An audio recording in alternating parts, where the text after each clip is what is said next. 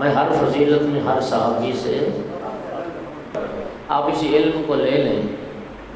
آپ جانتے ہیں کہ نبی کریم کے 1.25 صحابہ میں سے حضرت عبداللہ ابن عباس، یہ وہ صحابی ہیں جنہیں حبر الامت کا لقب دیا گیا ہے، رسول اللہ کی امت کا عالم کہا گیا، حضرت عبداللہ ابن عباس۔ کسی نے یہ روایت اہل سنت کے منابع میں جو پڑھنے لگا، کسی نے عبداللہ ابن عباس سے پوچھا کہ آپ حبر الامت ہیں، آپ کو رسول اللہ کی امت کا عالم کہا گیا ہے، یہ تو بتائیں کہ آپ کے علم کی مولا علی علیہ السلام کے علم سے کیا نسبت ہے؟ ابن عباس کا جواب سنیے، فرمایا وَمَا عِلْمِي وَعِلْمُ أَصْحَابِ مُحَمَّدٍ فِي عِلْمِ عَلِيٍّ إِلَّا كَقَطْرَةٍ مِّن 7 أَبْحُرٍ۔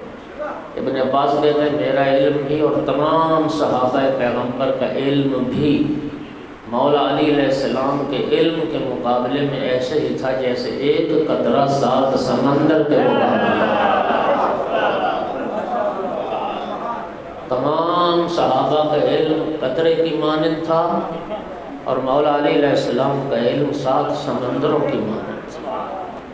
میں ہر فضیلت میں ہر صحابی سے